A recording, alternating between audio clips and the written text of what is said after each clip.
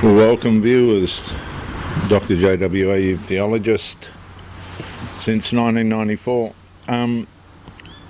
Like and subscribe and help the channel. Subscribe and comment to educate me, and subscribe and share the video to help somebody else. The law that turned women's rights into a court battle. 2013. Compassionate inclusion. 2026. Catastrophic intrusion. I'm going to say that again. The law turned women's rights into a court battle. 2013. Compassionate inclusion. Compassionate political inclusion. 2026. Public catastrophic intrusion. Most legal transformations do not arrive wearing the language of harm. They arrive wearing the language of compassion. Inclusion, dignity, acceptance, recognition, empathy, equality. And few Australians in 2013 believed they were witnessing the beginning of a legal conflict that would eventually place women's sport, women's privacy, women's services, women's spaces, women's safety, and even the definition of women itself into courtrooms, tribunals, parliamentary inquiries, media battles, and public controversy. Yet that is precisely where Australia arrived. The question's no longer whether compassion was intended. The question's whether inclusion without boundaries eventually evolved into intrusion without limits. And this outline, this talk, examines the moral and legal progression from compassionate inclusion, political passionate inclusion, to public catastrophic intrusion. And it argues that a legal framework originally presented as protecting vulnerable individuals gradually evolved into a system capable of destabilising female exclusivity itself. The issue is not whether vulnerable people deserve dignity. The issue is whether dignity can be pursued by dissolving the boundaries which upon female rights depend. Because every right depends upon a boundary, and every boundary depends upon a definition. And once definitions become unstable, boundaries become unstable. And once boundaries become unstable, protections become unstable. And once protections become unstable, harm begins multiplying beneath the language of compassion. Point number one, viewers, compassion as the entry point. The original argument was emotionally persuasive. Many Australians heard, people deserve respect. Most agreed. Many heard, no person should be unfairly mistreated. Most agreed. Many heard, everyone deserves dignity. Most agreed. And compassion became the moral vehicle through which legal reform entered.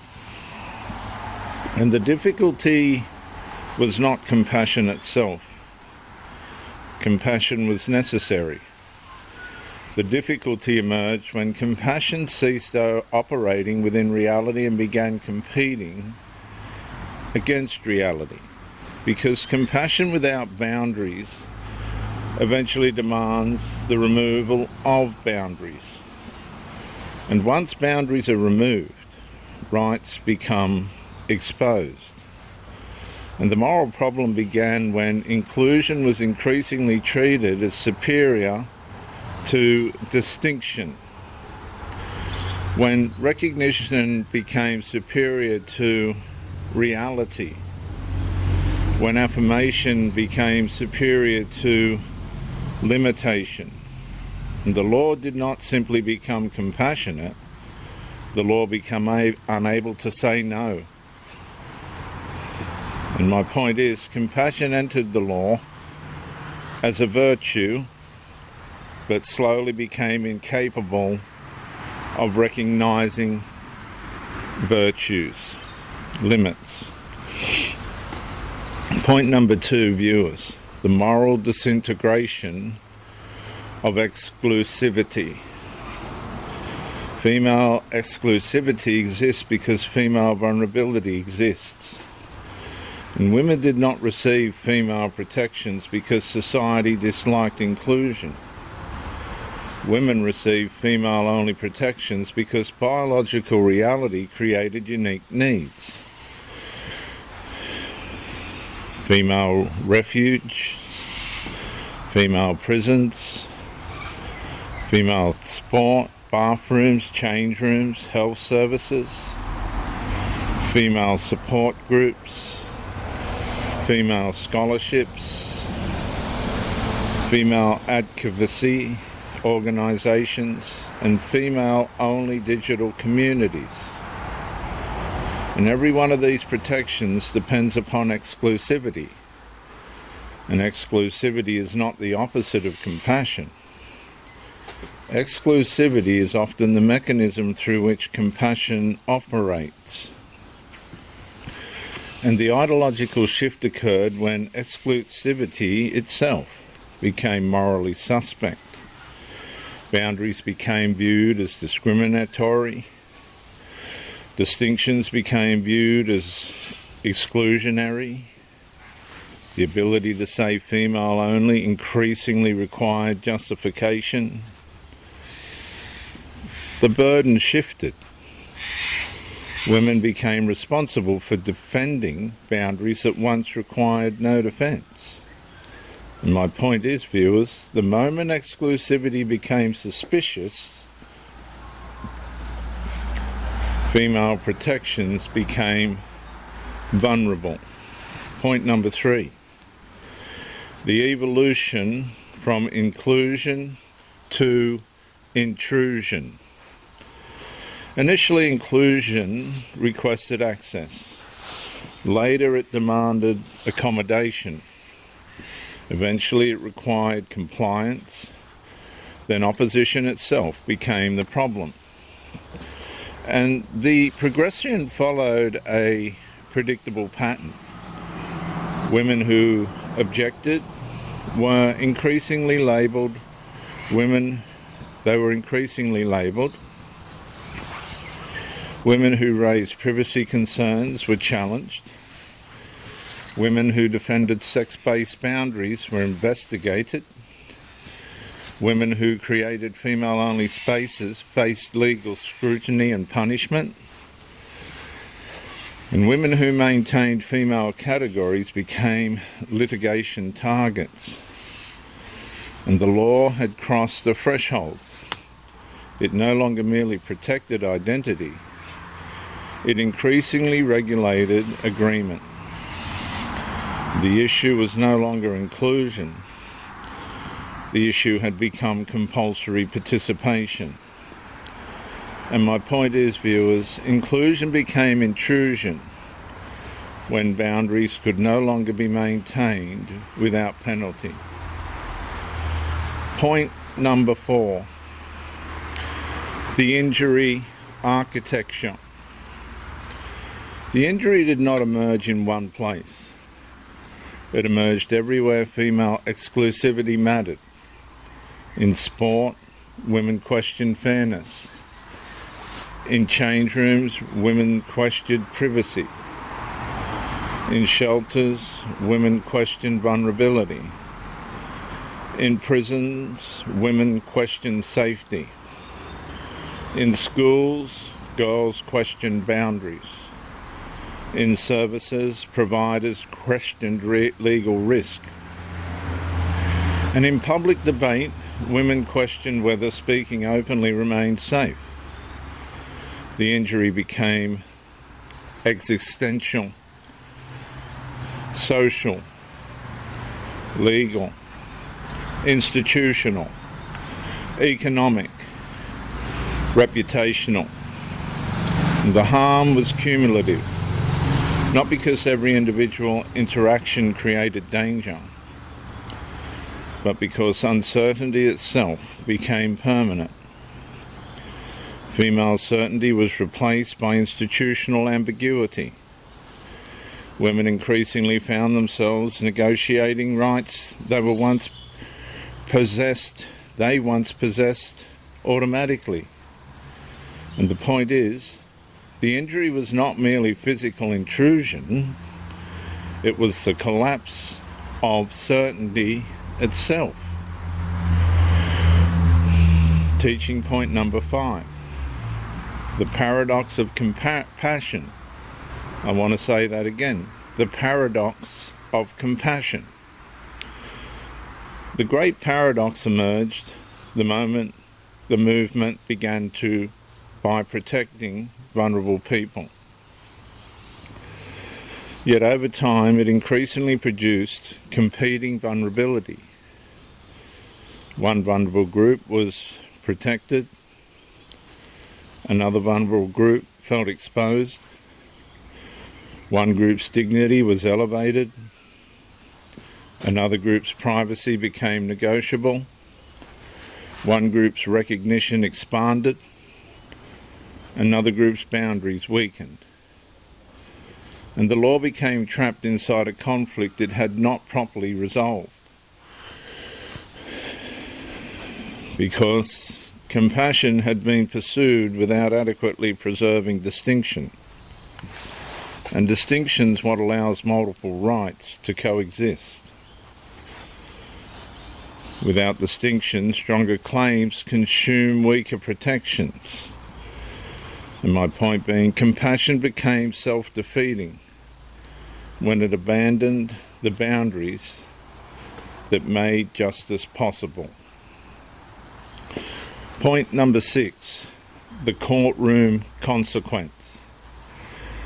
Eventually, Parliament's ambiguity arrived where unresolved legal conflicts always arrive: the courts. The courtroom became the place where women attempted to recover certainty. The courtroom became the place where definitions were tested. The courtroom became the place where Parliament's unresolved architecture was exposed. And women should never have been forced into this position. Parliament created the ambiguity. Women inherited the burden. The legal system became the battlefield because the legislative system had failed to preserve clarity. And my point is, when Parliament refuses to define boundaries, courts become responsible for repairing them. Point number 7, the restoration imperative. The issue is no longer whether compassion matters. The issue is whether compassion can survive without reality. The restoration required is not cruelty, it is coherence. Women require definitions. Definitions require boundaries. Boundaries require reality. Reality requires recognition. And without that sequence, rights become slogans rather than protections. The law must return to a framework where female exclusivity is understood as a legitimate legal necessity rather than a suspicious exception. Because every female protection ultimately depends upon society retaining the courage to recognise female reality. My point being, rights survive only when the boundaries protecting them survive first. So this is my final consequential statement. The story of 2013 to 2026, and it will go beyond, is not fundamentally a story about inclusion. It is a story about what happens when inclusion loses its limiting principles. Compassion without boundaries became accommodation. Accommodation without boundaries became compliance. Compliance without boundaries became intrusion. And intrusion without boundaries eventually became conflict. And the result is a nation now debating questions that previous generations assumed were already settled. Not because women changed, not because biology changed, not because reality changed, but because the law was changed. And when law drifts too far from the realities it was created to recognize, the consequences eventually arrive in the most predictable place imaginable. The lives of ordinary women. And this is my closing statement.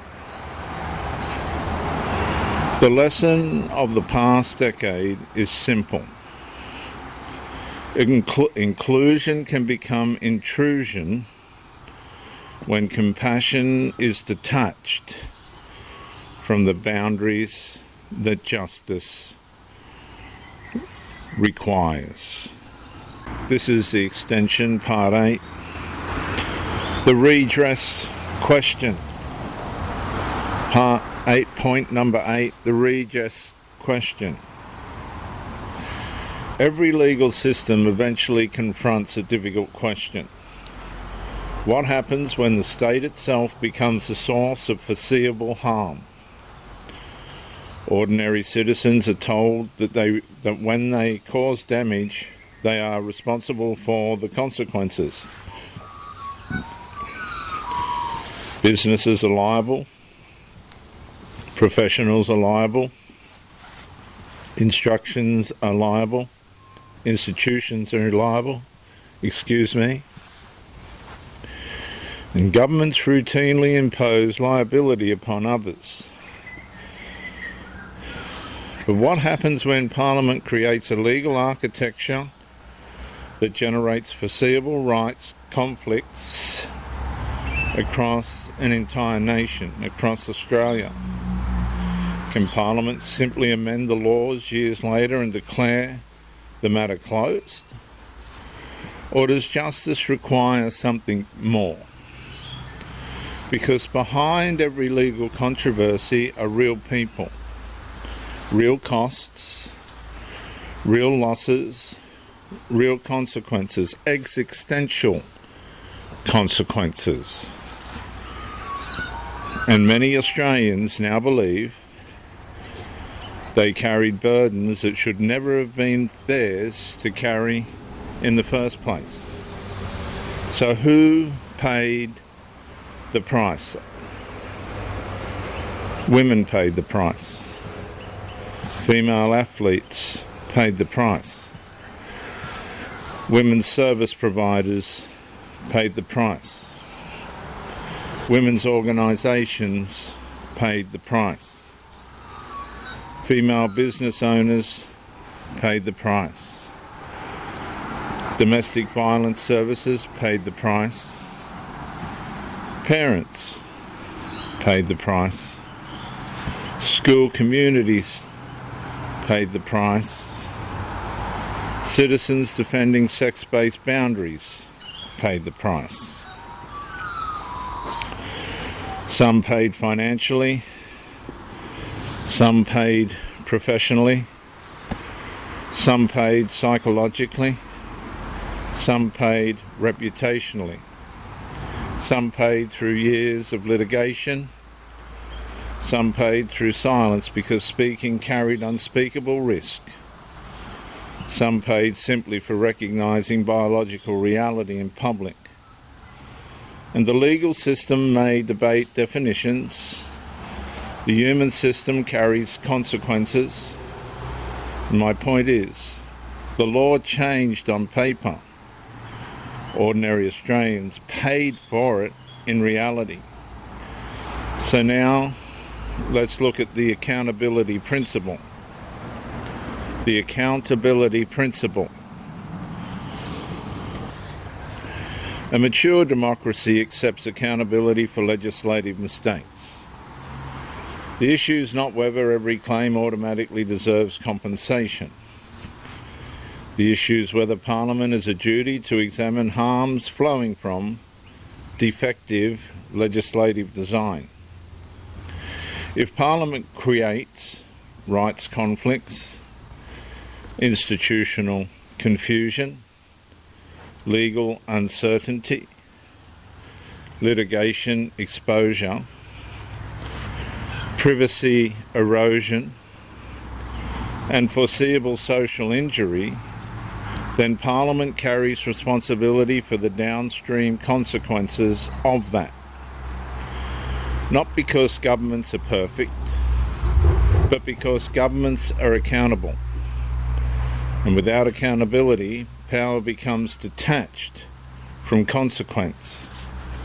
And detached power is the beginning of institutional arrogance. My point being, legislative power without accountability is privilege beyond principle. And legislative power with accountability is justice and servitude. What should redress look like, given what happened in 2013? The objective is not revenge. The objective is restoration. A national review mechanism should examine legal expenses incurred defending sex-based protections, demonstrative business losses, documented reputational injury, institutional penalties arising from lawful sex-based distinctions, sporting opportunities lost through policy conflicts, privacy violations where female protections failed, and other measurable harms flowing directly from legislative ambiguity. And every claim should require evidence, every claim should require scrutiny, every claim should require lawful assessment, fair, lawful assessment. And justice does not mean writing blank cheques. Justice means recognising legitimate injury. My point being, compression is not a compensation. Excuse me, viewers, I do apologise.